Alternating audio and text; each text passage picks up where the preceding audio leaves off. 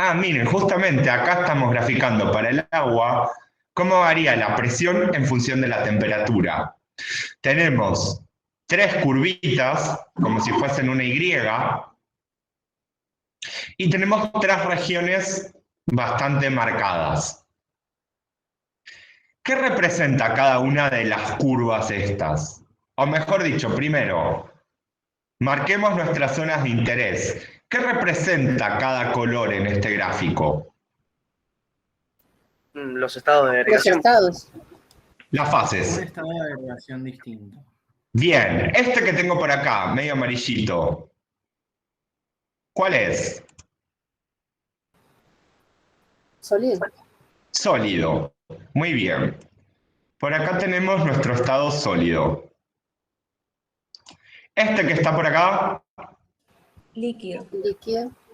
por acá tenemos nuestro estado líquido y ¿cuál nos queda? Por acá en esta región, Gaseoso. nuestro estado vapor o gaseoso. Vamos a ponerle gaseoso, me gustó más. Porque vapor por lo general lo tomamos para el agua.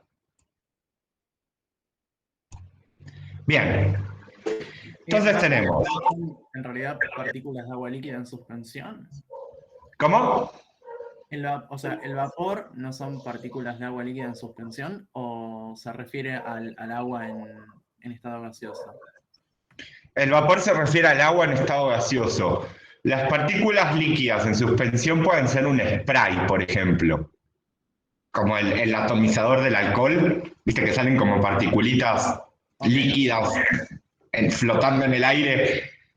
O la bruma del mar. Esas serían como partículas líquidas en estado gaseoso, comillas, comillas. Pero por lo general al agua nosotros le decimos vapor en estado gaseoso. Así como al sólido agua le decimos hielo, como que vienen con nombres particulares, justo para el caso del agua. Bien, entonces fíjense, estas curvas que tenemos acá, esta de acá, vamos a agarrar el puntero de nuevo. Esta de acá, esta otra de por acá y esta otra de por acá. Estas tres curvas me separan cada fase para el agua. Ahora, ¿qué puedo decir si me paro en cada una de esas curvas? Que estoy en equilibrio. ¿Sí? Si me paro justo acá, en esta región, tengo agua sólida. Si me paro justo acá, tengo agua líquida. Ahora, si me paro acá justo, tengo agua sólida y tengo agua líquida. Estoy en mi situación de equilibrio. ¿Sí? Esta curva está construida midiendo cómo varía la presión de vapor en función de la temperatura para agua sólida, agua líquida, en equilibrio, con delta G igual a 0. No vamos a ver en detalle cómo se construyen estas curvas, pero sí nos tiene que quedar muy fuerte la idea de que si me paro sobre cualquiera de estas curvas, tengo equilibrio de fases, a cualquier presión y a cualquier temperatura. Pero eso es por un tiempo, ¿verdad? Por el tiempo que esté parado a esa presión y a esa temperatura. Yo lo que puedo hacer es jugar con mis condiciones externas. Jugar con la presión y jugar con la temperatura. Entonces agarro una muestra de agua líquida a una atmósfera. Me paro acá, tengo agua líquida a esta temperatura y una atmósfera. Y ahora meto este agua en el freezer y seteo el freezer a 0 grados. Entonces me voy acá, la ajusto, me paro sobre la zona de equilibrio. La presión es de una atmósfera, la temperatura es de 0 grados. Y ahí me quedo. Y ahí el agua no Queda se va a claro. terminar de congelar nunca. O sea, siempre vamos a encontrar agua líquida y sólida a la vez. Siempre, si yo mantengo esa presión y esa temperatura, sí, tengo las dos fases juntas. Perfecto. Ahora, nuestra imagen de portada, donde teníamos las tres fases coexistiendo, es este puntito que tengo acá, que se conoce justamente como punto triple. Fíjense que es donde convergen las tres curvas. Mi curva de equilibrio sólido-líquido, mi otra curva de equilibrio líquido con gas y mi otra curva de equilibrio sólido-gas.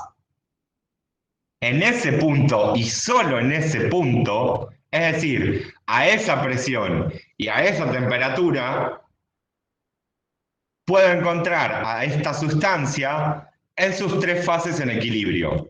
En su estado gaseoso, en su estado líquido y en su estado sólido. ¿Ven toda la información que podemos ir recopilando? Ahora, otro punto de interés es este que está por acá. Este punto se denomina punto crítico. ¿Por qué se denomina punto crítico? Porque a temperaturas y a presiones mayores a este punto, es decir, a temperaturas mayores me muevo para la derecha, sobre mi eje X. A presiones mayores me muevo para arriba, sobre mi eje Y. A temperaturas y presiones mayores a este puntito crítico, no puedo distinguir si tengo líquido o gas. Es como si tuviese una nueva fase, entre comillas, que sería un líquido gas o un gas líquido. No vamos a analizar qué pasa en estas zonas para distintas sustancias, pero sepan que existe. Para cualquier sustancia yo puedo agarrar una presión y una temperatura bastante altas, mayores a este punto crítico, y encontrar una nueva fase que sea un líquido hipercrítico o un gas hipercrítico. ¿Sí? A ver, ¿a qué me refiero con que no puedo distinguir entre las dos fases? Esa nueva fase, entre comillas, tiene, por ejemplo, una densidad que no es ni la densidad del líquido ni la densidad del gas que tenía antes. Tiene una densidad nueva. ¿Sí? Cambiaron las propiedades de esa fase, por eso decimos que es una nueva fase. ¿Hasta acá alguna duda? Profe, Sí. hay una chica que quiere entrar.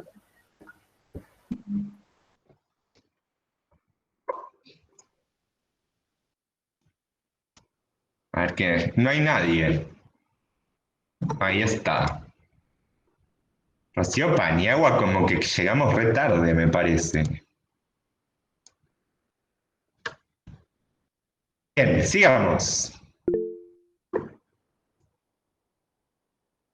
¿Hasta acá queda claro lo que podemos ver en un diagrama de fases? Ahora, ¿para qué nos sirve y qué tiene que ver esto con coligativas? Bueno, estos diagramas básicamente nos presentan a las propiedades coligativas si sabemos verlos.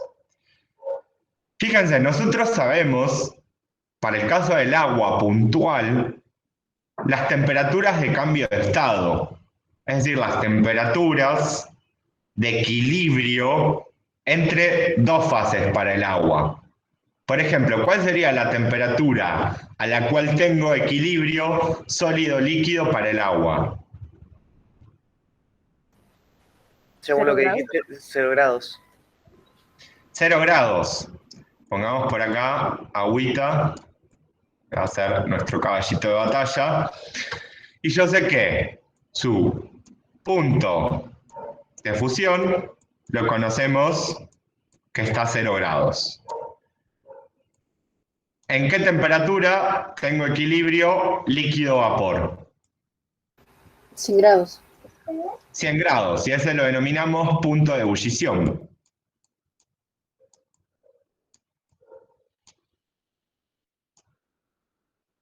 Ahora, nosotros todos entendemos que a 100 grados el agua pasa de líquida a gaseosa. A 0 grados el agua pasa de sólida a líquida o de líquida a sólida según cómo esté yendo de una fase a la otra. Pero nunca nos preguntamos, analizando este gráfico, yo podría hacer ese cambio a cualquier presión, porque ahora vemos que también para cambiar de un estado al otro tengo la presión como variable. Entonces, si yo arranco líquido acá, vamos a dibujarnos.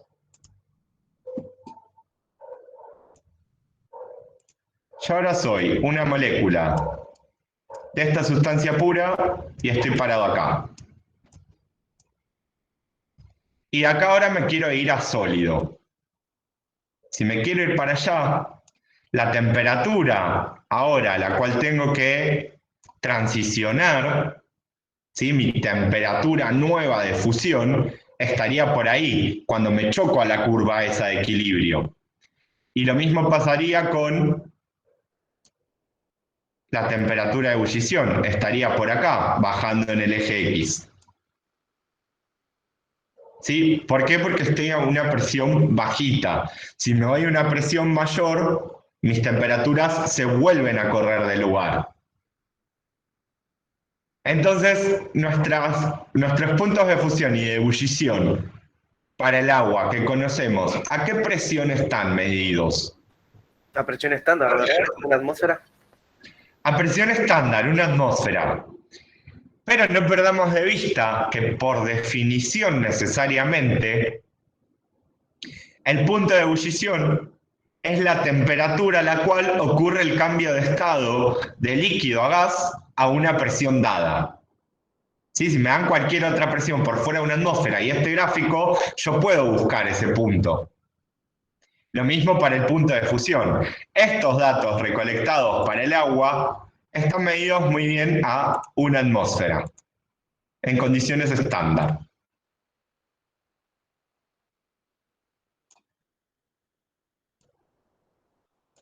A otras presiones los podríamos calcular. Bien, voy a borrarme ahora. Entonces, fíjense. Este gráfico nos tiene marcado justo esa presión de una atmósfera. Yo arranco. Ahora me paro acá. A una atmósfera y temperaturas bajitas, temperaturas por acá, si acá ponemos el 0, voy a estar como sólido, sea cual sea la sustancia, ¿sí? Si es agua, sabemos que estaríamos como hielo, congelados. Si es alguna otra sustancia, benceno, carbono, nitrógeno, cualquier sustancia que se nos ocurra, tiene un diagrama de fase similar a este. Solo que van a cambiar dónde está, por ejemplo, a qué presión y a qué temperatura tiene su punto triple, a qué presión y temperatura tiene su punto crítico, y estos diagramas como que se van a ir corriendo un poco. Pero sigamos analizando el caso genérico. Estoy en sólido, empiezo a aumentar la temperatura, me voy caminando para allá. Ahora, ¿a qué temperatura se va a dar ese cambio de estado? En el caso del agua, ya vimos que pasar de sólido a líquido implica estar a una temperatura de 0 grados si la presión es una atmósfera. Nosotros estamos haciendo todo este caminito a una presión de una atmósfera. Entonces, esta temperatura que tenemos por acá, este punto de por acá, bajando en mi eje X, no es ni más ni menos que la temperatura de fusión para esa sustancia pura. Agua, benceno, carbono, la que sea. Ok, pasé ese punto de fusión. Ahora estoy en estado líquido. Estoy por acá. Ok, sigo aumentando la temperatura, sigo estando como líquido, hasta que me choco, y ahora sigo aumentando la temperatura, hasta que me choco la curva de equilibrio líquido-gas. Y esa temperatura, representada por este punto, ¿cómo se llama? El punto de ebullición. Claro, temperatura de ebullición. Temperatura de ebullición. Y fíjense que todo esto lo pensamos hasta ahora para una fase pura. Para simbolizar que estamos considerando que esta sustancia es pura, vamos a enchufarle un cerito arriba. Como si fuese de estándar, pero no significa estándar en este caso.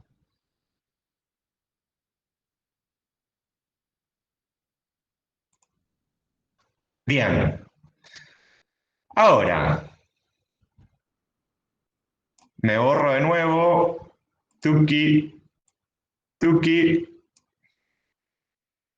Consideremos el caso donde ya no tengo más la sustancia pura, sino que ahora le voy a sumar a esta sustancia pura un soluto.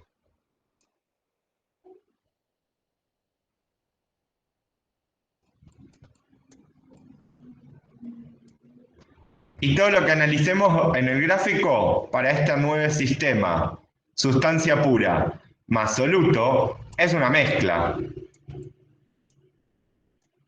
Ya no tengo más un sistema con una sustancia. Tengo dos sustancias. La que era la sustancia pura que analizamos recién, y ahora le agregué un soluto. Si pensamos en soluto, consideremos el caso más feliz del mundo, que tengo a mi líquido y acá le agregué el soluto. Y formé entonces esta mezcla, ¿cómo se llama? Líquido más soluto, ¿cómo llamo esa mezcla? Solución. Solución. Solución. Bien. Tenemos una solución. Ahora, una de las primeras observaciones que se hicieron sobre las soluciones, comparándolas con tener el líquido puro y ahora el líquido lo tengo mezclado con otra cosa, la hizo Raoult. ¿Sí? ¿Qué dijo Raoult? ¿Quién se acuerda de la ley de Raoult?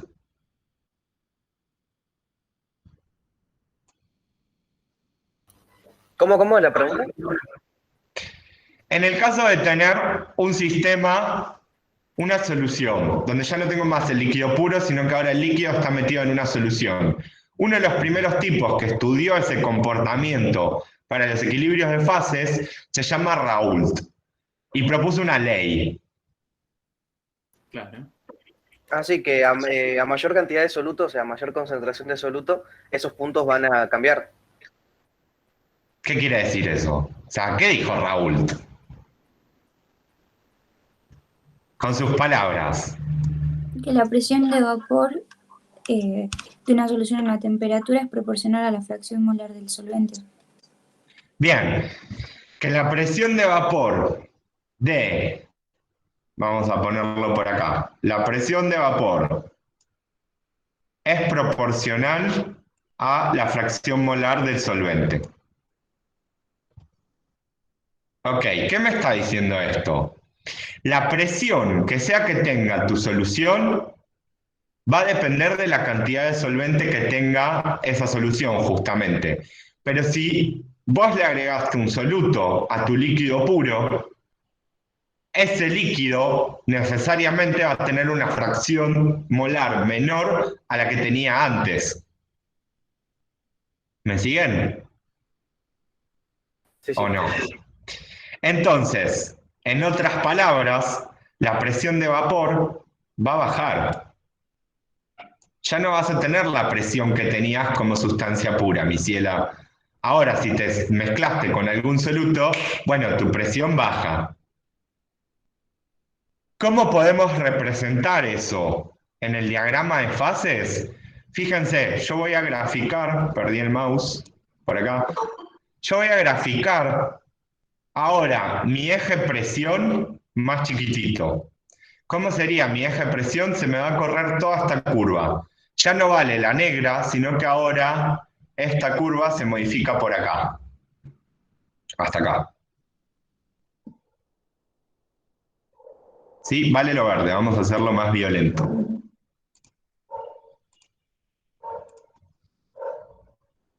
Ahora, para el caso de mi solución, recuerden, es todo lo verde que estemos viendo, esto viene hasta acá.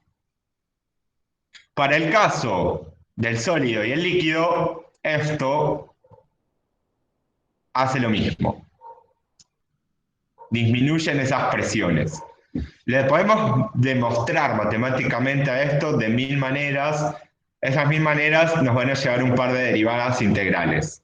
Así que en esta parte es donde les pido que confíen y me sigan con que Raúl lo que dice es, bueno, si vos ya no tenés el líquido puro Le agregás un soluto a eso, formás una solución y la presión de vapor de ese solvente ahora es menor, porque en realidad es la presión de vapor de la solución.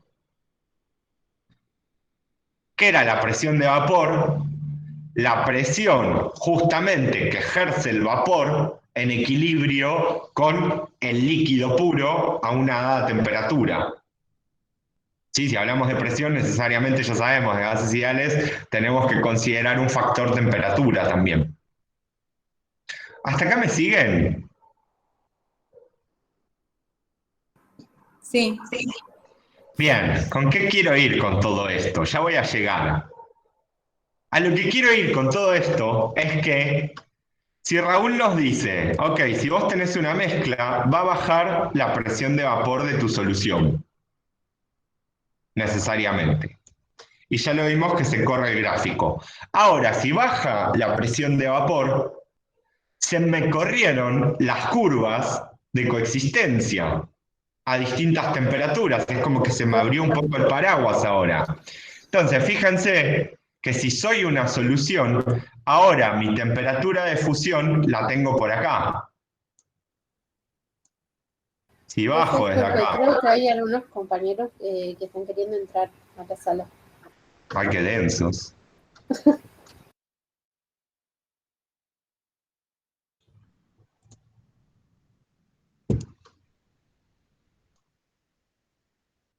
Bien, sigamos.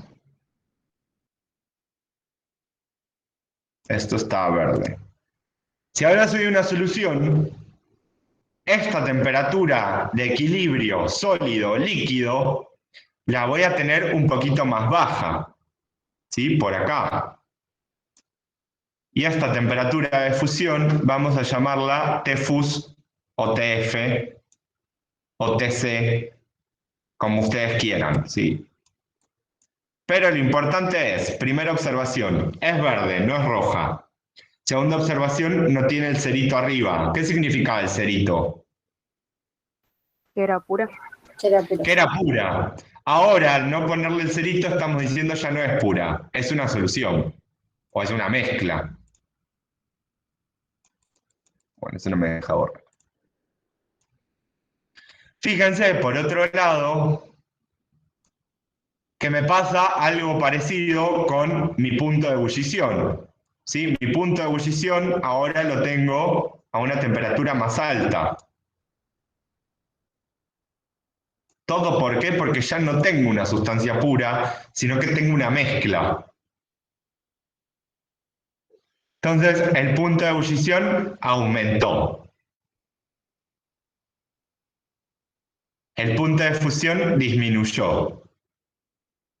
La presión de vapor disminuyó. Hasta ahora, esas tres cosas que dije, ¿qué son?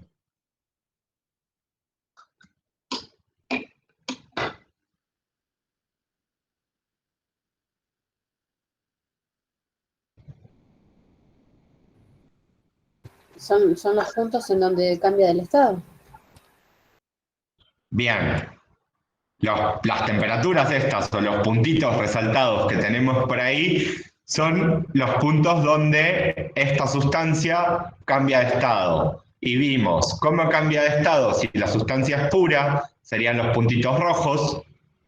Y vimos cómo cambia de estado si la sustancia ya no es pura, si la tengo mezclada con algo más. Serían los puntitos verdes. Analizando esos dos escenarios, tengo la sustancia pura o tengo la mezcla, vimos que pasan cosas, ¿sí? No le da lo mismo a la sustancia ser pura que mezclarse con alguien. Cambian algunas cosas si soy puro o si me mezclé con alguien.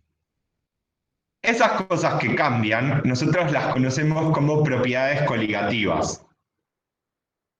Fíjense, ¿qué cosas cambiaron al pasar de puro a una solución? La presión de vapor se me cayó, me bajó la presión de vapor. Por otro lado, mi punto de fusión cambió. Ahora me fundo a temperaturas menores. Me congelo, me solidifico, como quieran decirlo, a este cambio, a temperaturas menores que las que hacía cuando era puro. mi punto de ebullición también cambió. Ahora, ebullo a temperaturas mayores que lo que hacía cuando estaba puro.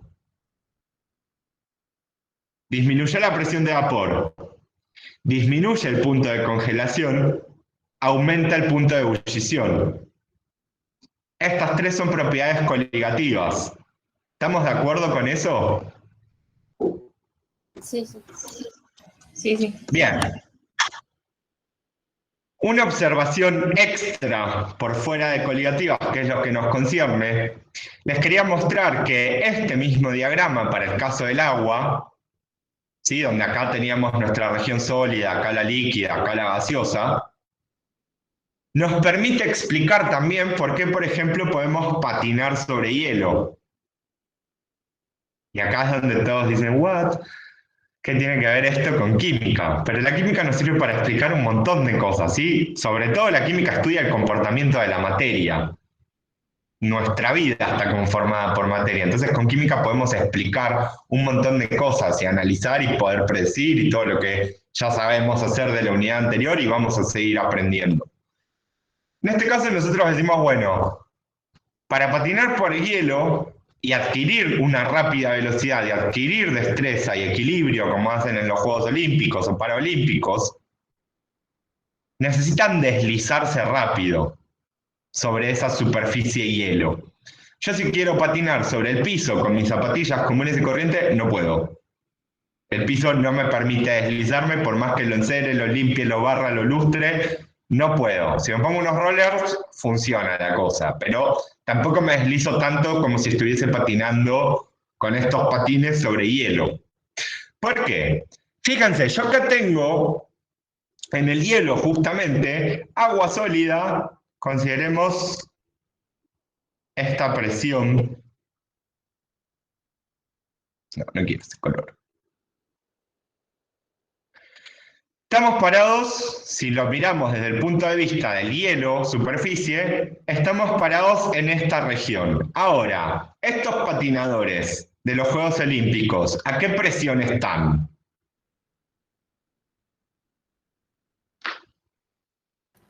¿Los patinadores o el hielo? Los patinadores que están sobre el hielo.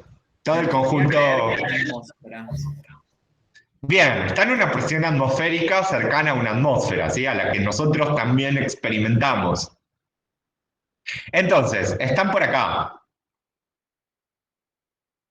¿Sí? Están patinando por acá. Ahora, consideremos que no están a menos 400 grados centígrados, porque estarían muertos. Están en una temperatura razonable a una atmósfera cercana a 0 grados, cosa de tener bastante hielo. ¿Sí? Pongamos por acá.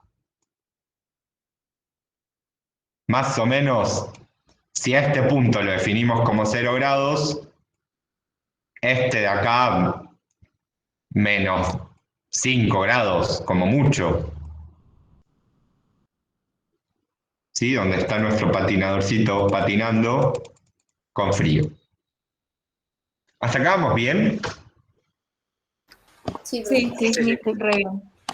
Bien, ahora, si se fijan, los patines estos de hielo no son como los rollers o los otros patines con rueditas. Tienen un cuchillo abajo. ¿Y por qué tienen ese cuchillo? Porque necesitan ejercer mucha presión sobre el hielo. ¿Para qué? ¿Qué pasa si yo estoy parado acá, me pongo este patín y me paro sobre el patín? Empiezo a ejercer presión sobre el hielo, sobre el agua sólida. Y si ejerzo presión a esta temperatura de menos 5 grados, ¿para dónde me muevo? ¿Para arriba o para abajo en el eje? Para arriba. Para arriba, me voy a zonas de presión mayor. La temperatura es la misma. Entonces, paso por la curva sólido-líquido a una temperatura de 5 grados, pero puedo pasar agua líquida porque estoy ejerciendo presión, estoy haciendo que ese sólido aumente la presión.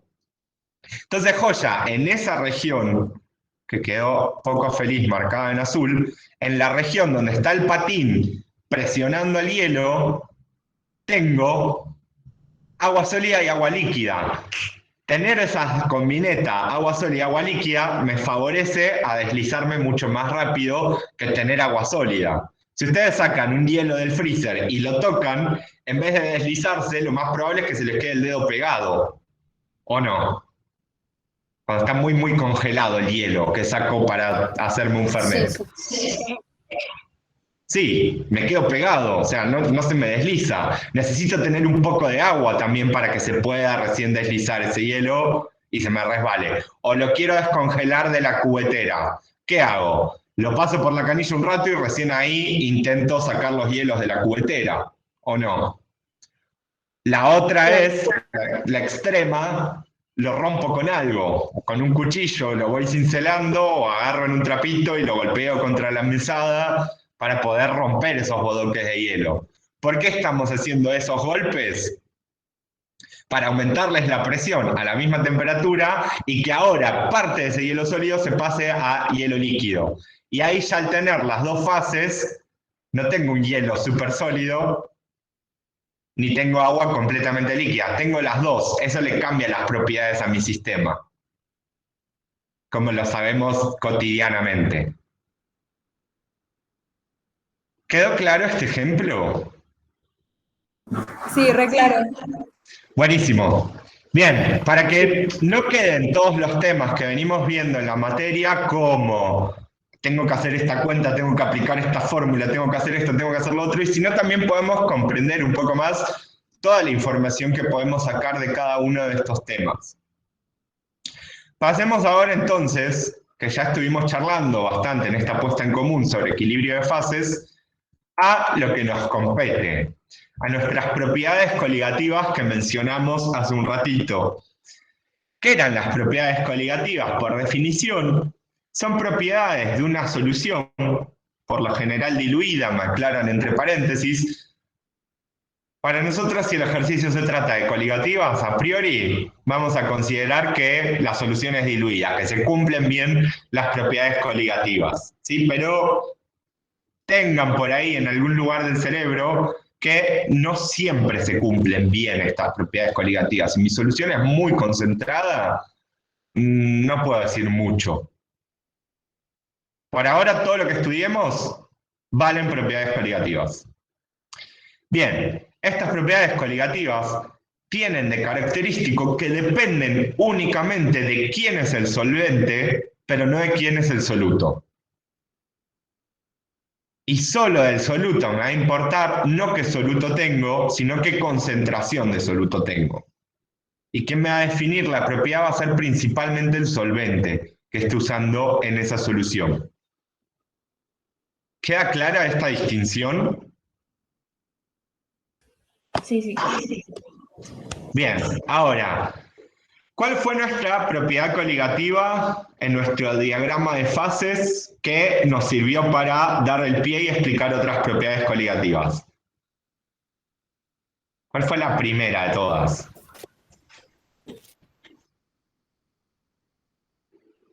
¿La presión? La presión. Bien, ¿solo presión de vapor se llama esa propiedad? ¿Cómo se llama realmente? Ascenso de la presión de vapor. ¿Ascenso? Descenso. Descenso. ¿Sí? La presión de vapor baja. ¿Por qué? Porque era la presión de vapor que tenía el solvente puro multiplicado ahora por cuánto solvente tengo. Y si formé una solución, la cantidad de solvente es menor a la cantidad que tenía pura. Cuando la tenía pura, tenía todo solvente. Ahora, si formé una mezcla, la proporción de solvente que tengo depende de cuánto soluto le agregué, pero de seguro va a ser menos que si tenía todo solvente puro, esa proporción. Entonces la presión de vapor baja. Y eso lo estableció Raoult, ¿sí? Nuestra primer propiedad coligativa es el descenso relativo de la presión de vapor, o descenso de la presión de vapor. Lo importante es que la vinculemos con la ley de Raoult. ¿Sí? ¿Qué nos decía la ley de Raoult? Lo que estuvimos charlando hace un ratito, que la presión es proporcional a la fracción molar del solvente. Acá lo tengo escrito de otra manera. La presión va a ser igual a la presión del solvente. ¿Y qué significaba este cerito? Puro. Puro. Ahora este cerito en coligativa significa puro. Bien, y dijimos que era proporcional a la fracción molar del solvente, ¿sí? Pero si yo tengo una mezcla, nada más, soluto-solvente, la suma de las fracciones molares siempre es igual a 1. Entonces, la fracción molar del solvente es igual a 1 menos la fracción molar del soluto. Y podemos expresar ahora la presión de vapor de nuestra solución en función de o la fracción molar del solvente o, si me conviene, la fracción molar del soluto, jugando con que la suma de las fracciones molares siempre vale 1. Bien, a partir de la ley de Raoult, nosotros vimos en el diagrama de fases que se nos corren un poco las temperaturas de equilibrio líquido-vapor y sólido-líquido. La otra propiedad coligativa, nuestra segunda propiedad coligativa, es el ascenso ebulloscópico. Es decir, aumenta la temperatura de ebullición de una solución respecto de el líquido puro. Y acá viene un tip para la cocina. Si me quiero hacer, por ejemplo, fideos o arroz, ¿sí? Por lo general pastas, es donde más se nos viene esta idea a la cabeza, ahora que sabemos coligativas. ¿Yo qué voy a hacer? Las pastas las agrego cuando ya está ebulliendo el agua, ¿o no? De la olla. Si las agrego antes y espero a que se vaya calentando todo junto, se me pueden ir desarmando las pastas adentro de la olla. Entonces, si yo quiero que mi agua de cocción para esas pastas hierva rápido, lo que debería hacer es poner agua de la canilla en la olla, poner eso a hervir, y si lo pongo solo agua pura a hervir, va a hervir mucho más rápido que si antes le tiro sal y aceite, por ejemplo. ¿Sí? ¿Por qué? Si le tiro sal y aceite, sal sobre todo, va a estar formando una solución en agua y me va a correr el punto de ebullición, me lo va a aumentar. No va a hervir eso a 100 grados, va a hervir a 100 un poco más. Entonces va a tardar un poco más en hervirse ese agua. Entonces voy a tener que esperar un poco más para poner mis pastas. ¿Me siguen? Sí, sí. Sí, Sí, perfecto. Me dio hambre. Bien, a mí también. Fíjense, este delta T siempre lo vamos a definir como algo positivo. Siempre tiene que ser algo mayor a 0, positivo. Entonces, por lo que vimos en el diagrama de fases, la temperatura más grande, primero, recordemos, un delta es algo menos otra cosa. Delta T, temperatura 1 menos temperatura 2. Ok, nosotros en el diagrama de fases vimos que aumenta la temperatura de ebullición de la solución respecto a la del puro. Por lo tanto, para que este delta sea positivo, primero calculo la temperatura de la solución de ebullición y a esa le resto la del solvente. ¿Sí? De esta manera nos aseguramos que delta T de ebullición sea mayor a 0. Ahora, esta ecuación que yo puse acá, ¿es la misma ecuación que ustedes tienen en sus apuntes para el ascenso ebulloscópico?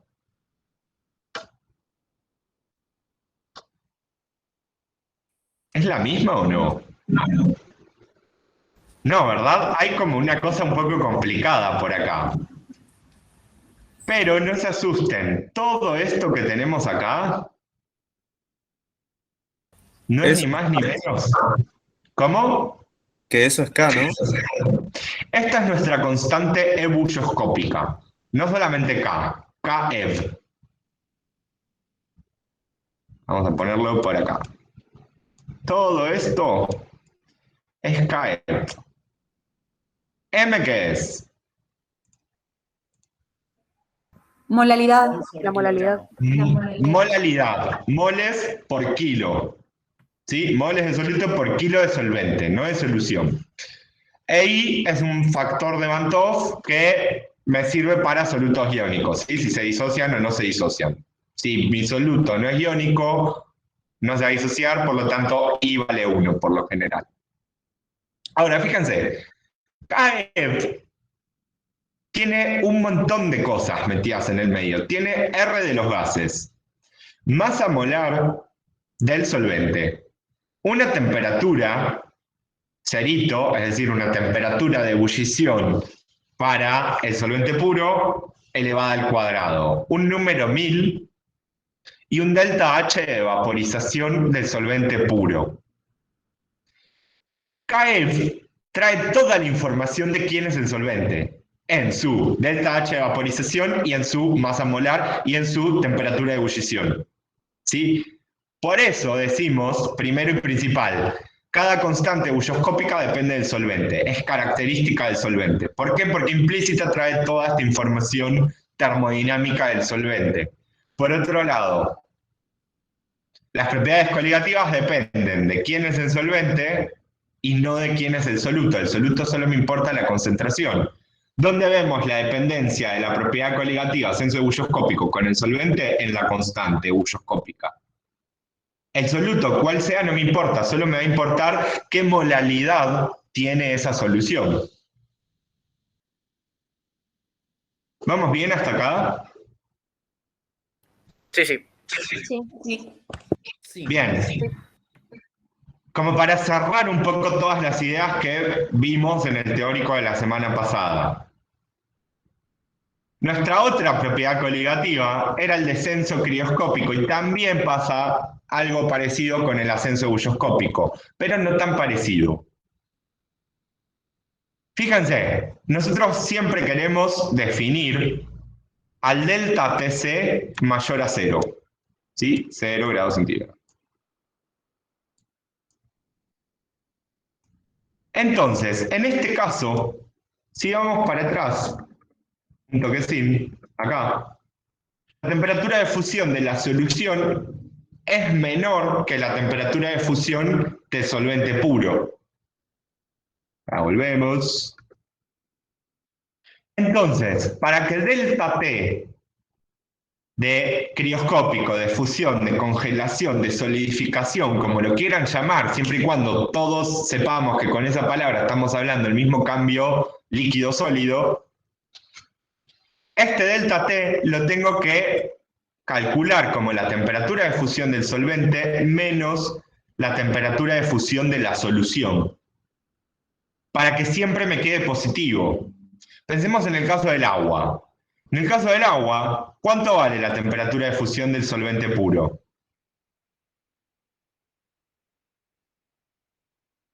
0 grados. 0 grados. Ok. Si yo digo, ahora, en vez de tener agua pura, tengo sal y agua, esperaríamos que esa solución congele a 0 grados o a una temperatura menor.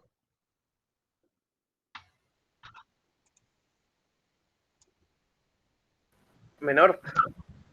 Menor, ¿verdad? Por ejemplo, menos 5 grados. Inventemos. Ok, si Tfus es 0 grados y la temperatura de fusión es menos 5 grados, este delta me va a quedar positivo. ¿Sí? Sería 0 menos menos 5 grados, son 5, un delta T de 5 grados positivos. Bien, de nuevo, todo esto, ¿cómo se llama? ¿Cómo se llama esto? KC. KC o Kfus o K-solidificación, como nos nazca. ¿Sí? Siempre y cuando, de nuevo, estemos todos en la misma página que estamos hablando del sólido y el líquido. En equilibrio. Fíjense, en este caso, KC, ¿qué información trae? Trae de nuevo la masa molar del solvente, la temperatura, pero en este caso es de fusión del solvente puro elevado al cuadrado, y el delta H de fusión de ese solvente. ¿Sí? Me trae toda la información termodinámica para el solvente puro en el cambio de estado líquido-sólido. ¿Sí? En la fusión o en la congelación o como lo querramos llamar. Por, de nuevo, la molalidad por el factor de Van 't Hoff. Bien. Estas ecuacioncitas medias choclos para las constantes se las quería mostrar nada más, ¿sí? No es que en un ejercicio voy a ser tan malvado decirles, el delta H vaporización del benceno como solvente vale tanto y esto y lo otro, y calcular el delta T.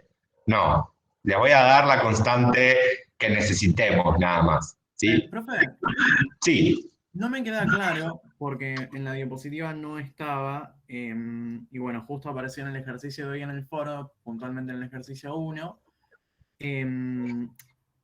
porque claro, tuve el problema con los signos. ¿Cuál es la duda? ¿Explicar cómo tengo que expresar delta TC? Como solvente menos solución. Sí, bien. Ahora, ¿cómo tengo que tomar el signo de cada Positivo uno? siempre. Delta T siempre tiene que ser positivo. Siempre. Ok, o sea, trabajaría, por así decirlo, con el módulo de las temperaturas. Acomodadas de manera tal que te quede positivo ese módulo. Sin ser módulo. Bien, bien. O sea, sí, puntualmente encontrar la diferencia numérica y no... Ok, entiendo. Bien, nos queda definir una cuarta propiedad coligativa, que en la teórica está muy bien explicada, y la cuarta propiedad coligativa es la presión osmótica, ¿sí? La presión osmótica, como característico de todo lo que ya sabemos, la representamos con la letra griega pi, y es igual a la concentración molar por R por T. R vuelve a ser la misma en unidades de litro-atmósfera sobre Kelvin mol. Fíjense que esta es prácticamente la ecuación de gases ideales. Solo que a la presión ahora la llamo pi y en vez de poner moles sobre volumen, pongo concentración molar. Bien, y ya tenemos nuestras 4 superamigas para la serie 3. Vamos entonces ahora a encarar los ejercicios. Y ahí teníamos en el foro estos 2 ejercicios para trabajar. Uno que nos dice, el mercurio puro congela a menos 38,87 grados centígrados. Es decir, acá me están dando de dato, vamos a agarrar otro colorcito. Esto que me están dando lo podemos abreviar así, ¿o no? Temperatura de congelamiento del puro, porque me dicen que es para el mercurio puro. Y nos preguntan, ¿a qué temperatura va a congelar una amalgama que tiene tanto de plata y tanto de mercurio y nos dan de dato una Kc? O sea que esto, ¿qué propiedad coligativa nos están preguntando por acá? Crioscópica. Bien, descenso crioscópico. Esta tiene que ver con eso. El ejercicio 2 nos dice, la presión osmótica de una solución 1,8 gramos de albúmina en 100 gramos de agua a 25 grados es de tantos pascales. Calcular la masa molar de la albúmina y el punto de congelación de la solución si la densidad de la solución es tanto y Kc vale tanto. Este por ahí está un poco más complejo de entrada, como que había un montón de cosas. ¿Sí? Vamos por partes. Vamos primero con el ejercicio número 1, el del mercurio puro. Queremos saber a qué temperatura va a congelar esta amalgama. Entonces, esto tenía que ver con temperaturas de descenso crioscópico, como veníamos hablando, y por lo tanto lo podemos expresar de esta manera. Fíjense que esto que tengo acá no es ni más ni menos que delta Tc. ¿Sí? El puro menos el de la solución, para que ese delta me quede positivo. ¿Y qué tengo que hacer? Multiplicar la Kc por la molalidad de la solución. Entonces, lo que necesito, si nosotros queremos calcular cuál es la temperatura de la solución, esta es nuestra incógnita, tengo de dato la temperatura del puro, tengo de dato una Kc, que anda a saber de quién es, y necesitaría conocer la molalidad. Pero para eso a mí me dicen que esta amalgama me dan la composición. Es 1,5 gramos de plata en 20 gramos de mercurio. A todo esto, ¿qué era una amalgama? Es una solución. Puede ser una aleación entre mercurio y algún metal. Bien, es una aleación, es una solución sólida a fines prácticos, ¿sí? Solo que en el caso del mercurio formando aleaciones con otros metales se las llama amalgamas. Esto es una solución sólida. Ok. Pero el mercurio es líquido, ¿sí? A temperatura ambiente, fíjense, me dicen el mercurio congela recién a menos 38, o sea, mucho más bajo que el agua. Y el mercurio es líquido.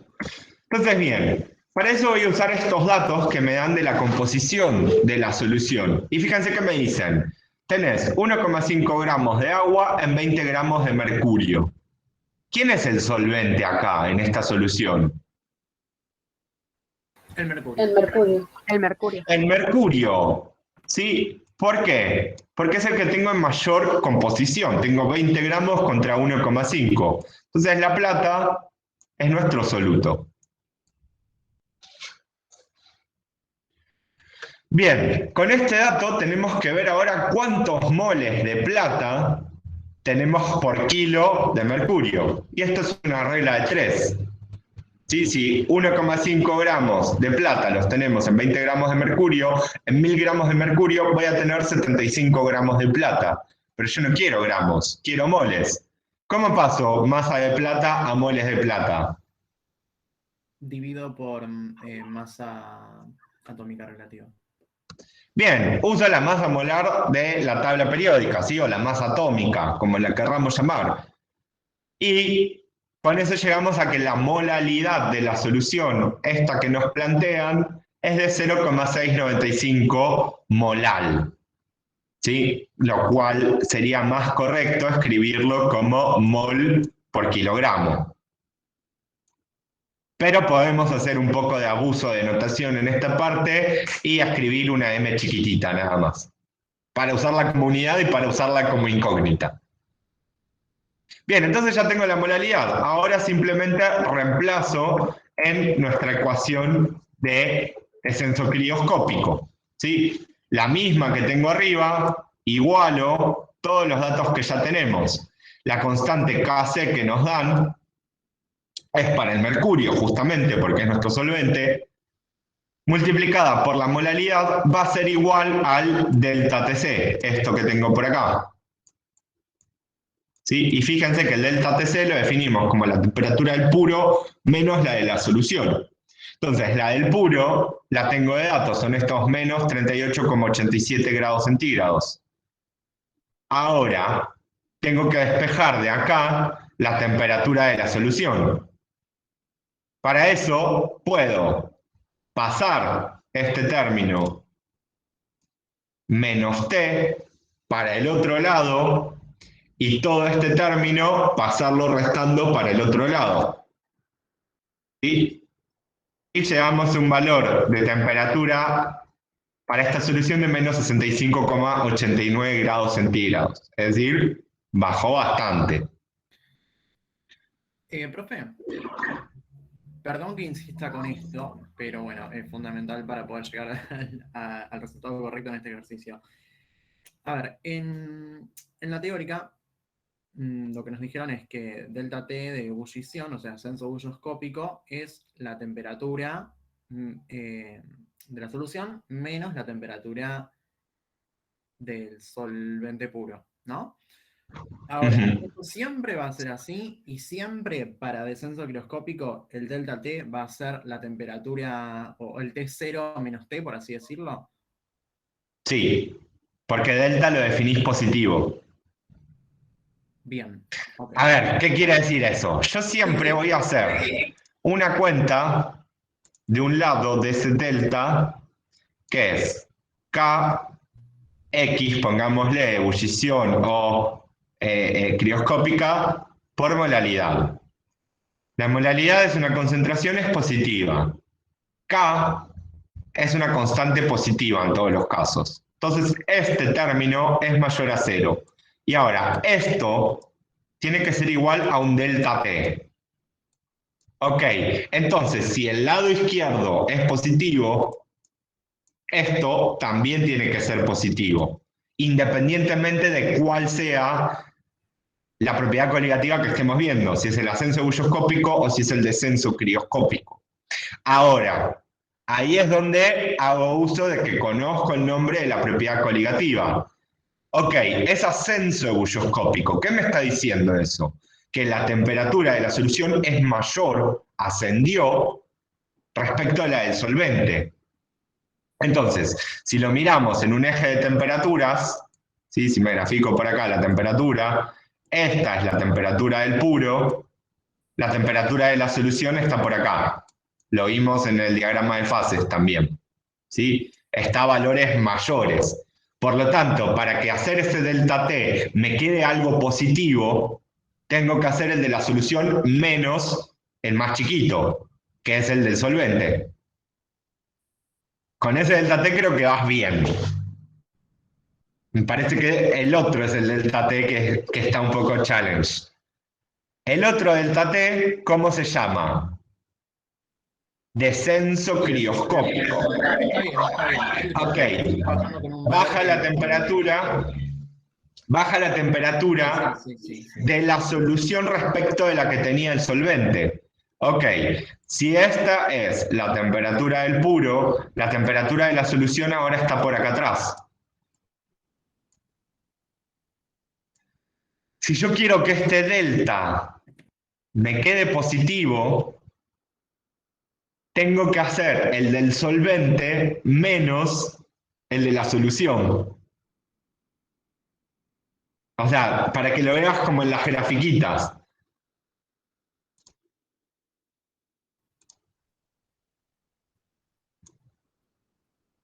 Fíjate, en el caso de la temperatura de ebullición, ¿qué hicimos? El más grande menos el más chiquito. ¿Sí? El de la solución menos el del puro.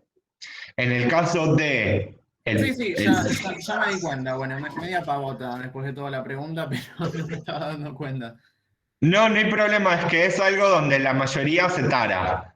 Y por lo general, en este tipo de ejercicios, donde no me preguntan el delta Tc, sino la temperatura a la cual congela, ahí es donde puedo pifiar bastante, si los definí mal.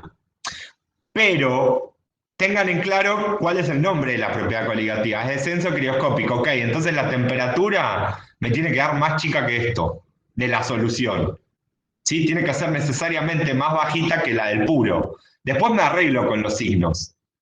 Pero al resultado que yo tengo que llegar, tiene que ser una temperatura más chica que esta. Si lo definíamos al revés, este delta T nos da 27 grados. ¿Sí? Si hago esta cuenta me da 27 grados centígrados. Ok, entonces, si lo planteé al revés al delta T acá, yo voy a estar diciendo que la temperatura de congelación de la solución es cercana a los menos 10 grados. Lo cual no tiene sentido, porque realmente si fuese de menos 10 grados, aumentó el punto de congelación de la solución. ¿Me siguen eso? Sí. ¿O no? Sí.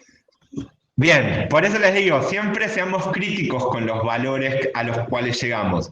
Les recuerdo, yo en el parcial no voy a estar atento a si les dio menos 65,89 clavado, igual que a mí.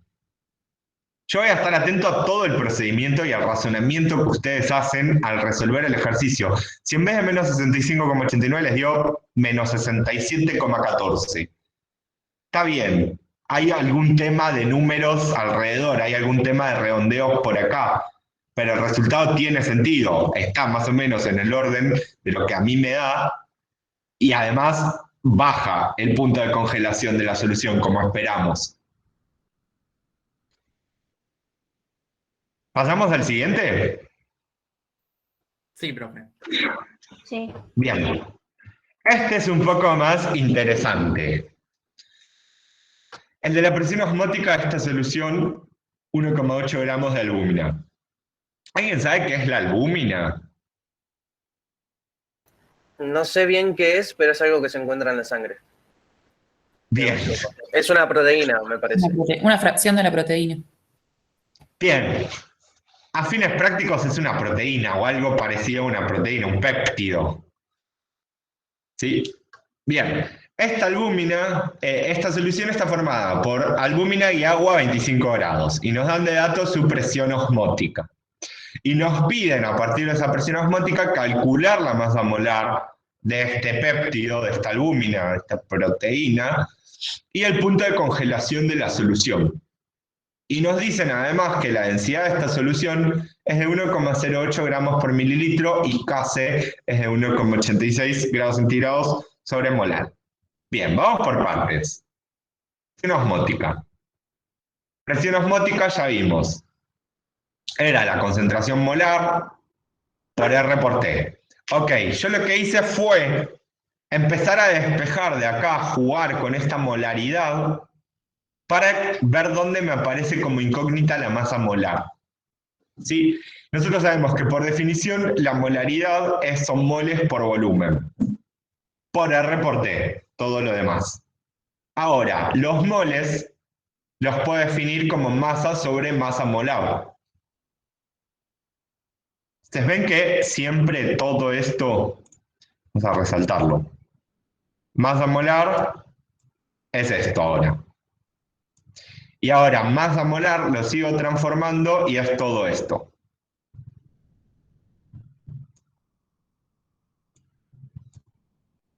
Entonces fíjense, yo tengo de dato presión osmótica, tengo de dato una masa de esta albúmina, tengo de dato R, tengo de dato la temperatura.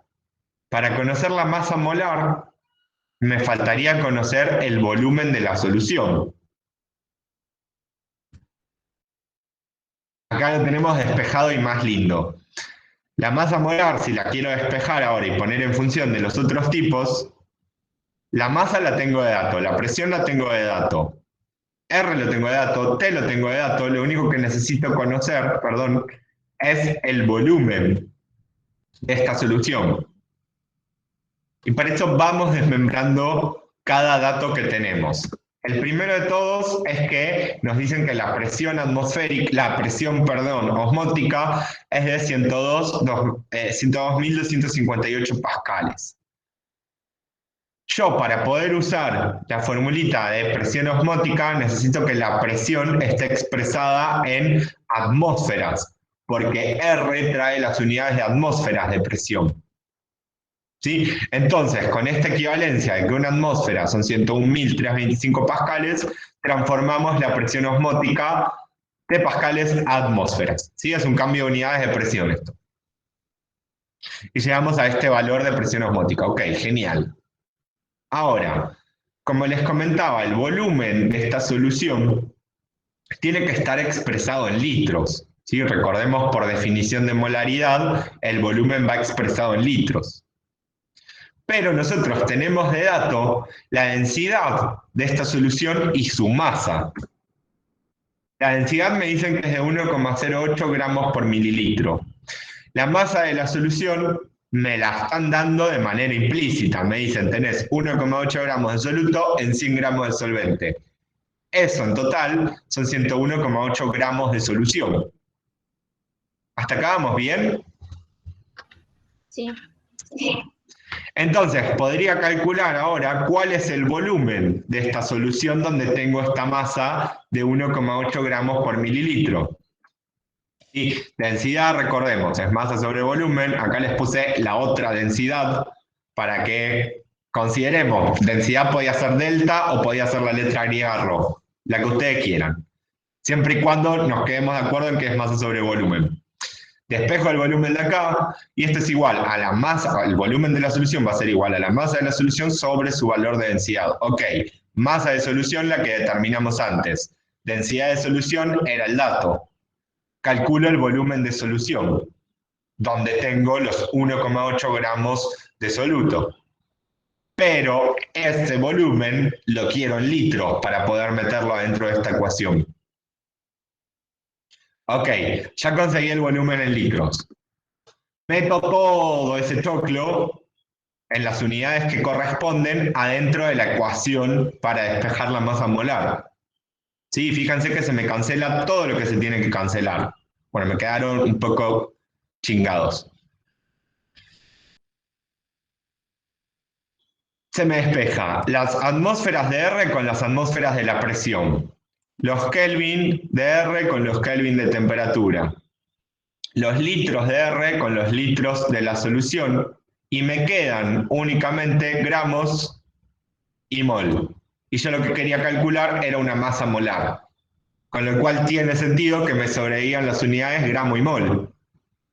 Y llegamos a un resultado de 462,67 gramos por mol. ¿Vamos bien con este? Sí, sí. Otra opción indirecta era, en vez de hacer todo este choclo de una en una ecuación, despejo de la formulita de presión osmótica, la molaridad, y después me peleo, conociendo la molaridad, después me peleo con la parte de soluciones, para ver cuántos moles tengo metidos ahí en un litro de solución, y eso poder vincularlo con el dato de 1,8 gramos en 100 gramos de solvente. Bien, el ítem B nos pedía, creo que, la temperatura de congelamiento de la solución, esta alúmina, y es lo mismo el ejercicio anterior, ¿sí? Nos dan de dato KC, conocemos la temperatura del agua pura de congelamiento, no conocemos esta de la solución, pero necesitamos de nuevo la molaridad. Y para eso vuelvo al dato que me dan de la concentración de esta solución, de alguna manera, de 1,8 gramos de alúmina en 100 gramos de agua.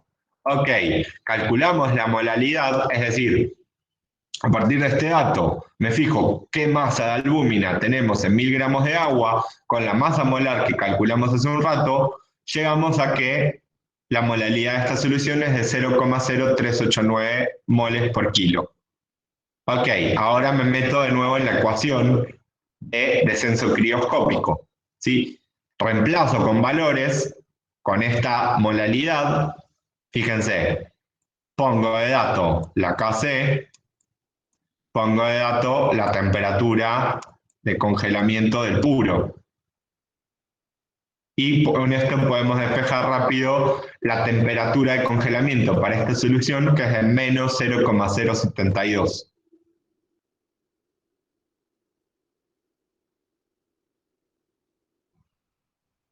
¿Alguna pregunta hasta acá? No.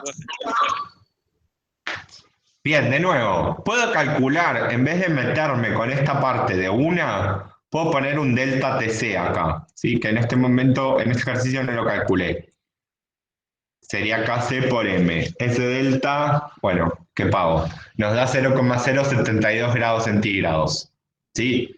Ahora, a mí me piden la de congelamiento de la solución. Entonces ahí tengo que recordar, descenso crioscópico, tiene que ser más chica a la del puro. Ok, si la del puro es 0 grados, la de la solución tiene que ser de menos 0,072, ¿sí? Y no de 0,072 positivo, porque si no ahí estaría diciendo que aumentó la temperatura de congelamiento. Y ya vimos al principio en los diagramas de fase que bajaba esa temperatura. Bien, y con esto tenemos nuestros ejercicios del foro y cerramos coligativas.